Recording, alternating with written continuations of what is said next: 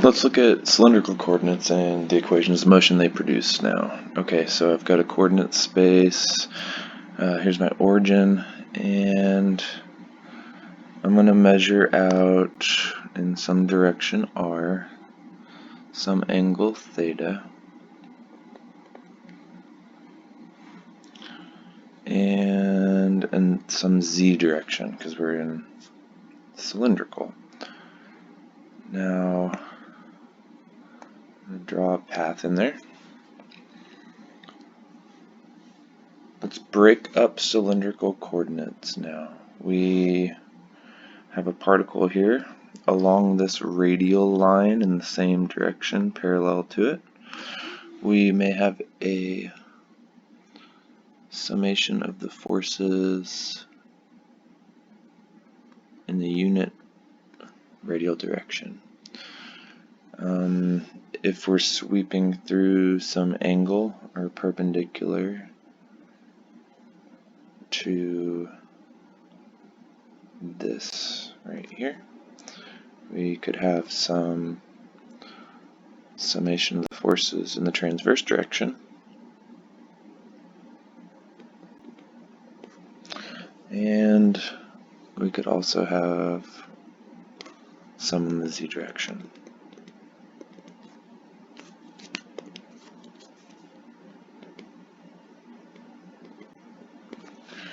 Okay, from that, we're going to take Newton's second law. Summation of the forces is equal to the mass times acceleration. This is the vector definition. And we can break that up into components and say the summation of the forces in the radial direction is equal to mass times the acceleration in the radial direction. The summation of the forces in the transverse direction is equal to mass times acceleration in the transverse direction. And if we need to, we have the z direction. And we found out previously that we can calculate the acceleration in the radial direction by taking r double dot minus r theta dot squared. We could find the acceleration in the theta direction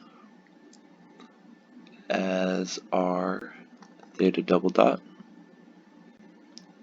plus a 2 r dot theta dot. And if we needed to, we can find the acceleration in the z as z double dot. Okay,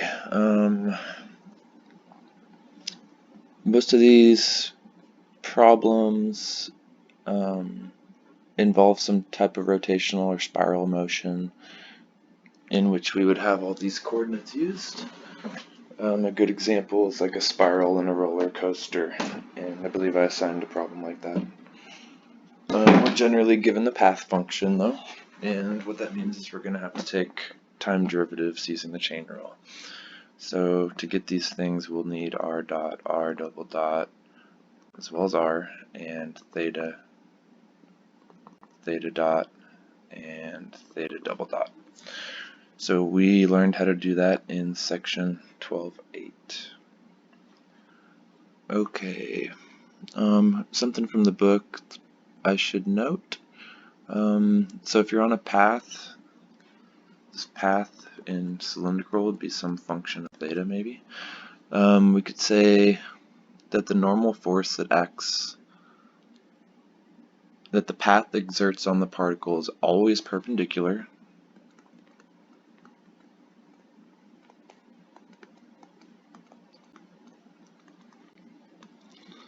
to the path tangent.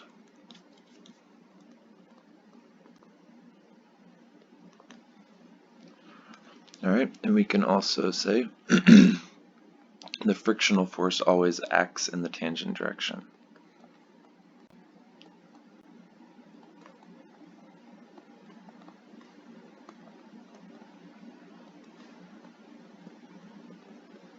And it opposes motion, don't forget that part.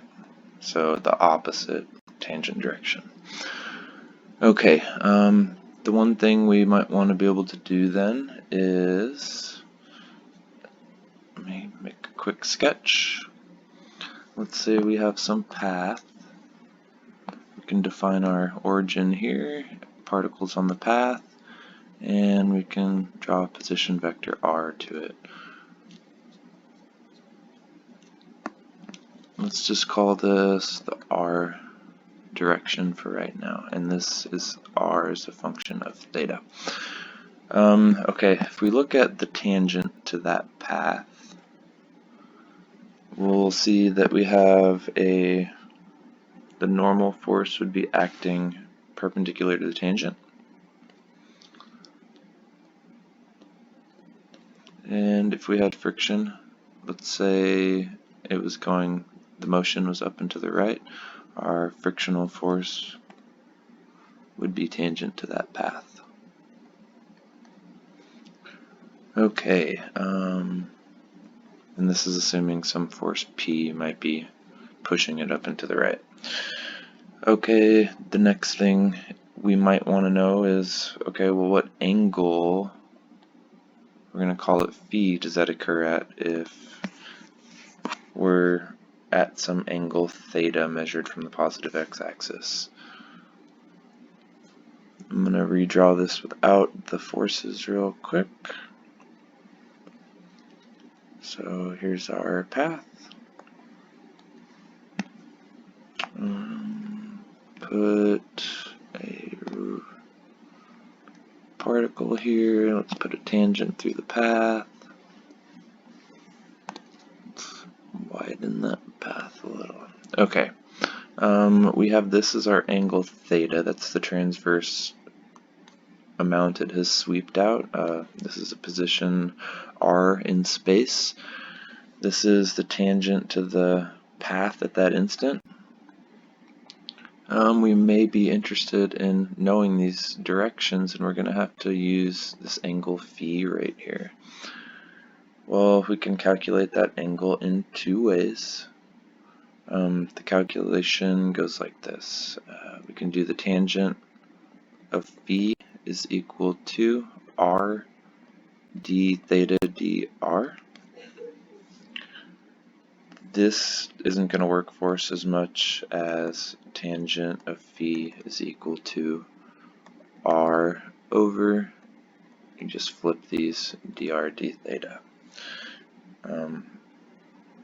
We can take the derivative of r with respect to theta, usually much easier than the theta with respect to r. Okay, there's a couple pointers in the book. This angle phi is calculated as a positive quantity, and it's measured from the extended radial line to the tangent in a counterclockwise sense or in the positive direction of theta. What does that mean? So the extended radial line is this. If to the tangent in a counterclockwise sense, counterclockwise would be this way. So this would be a positive angle. The book has a figure of I think it's a limacon, something like that, real bad sketch. But the tangent to the path would give us this angle phi, and this ends up being a negative 75 degrees. I'm trying to think of a good rule of thumb.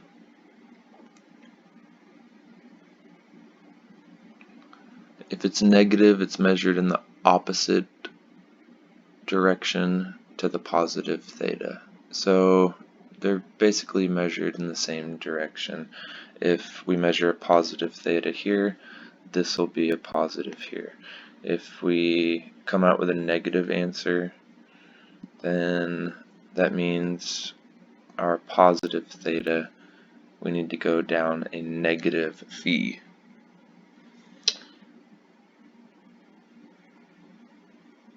Or psi, I'm sorry. I believe that is psi. Okay, thank you.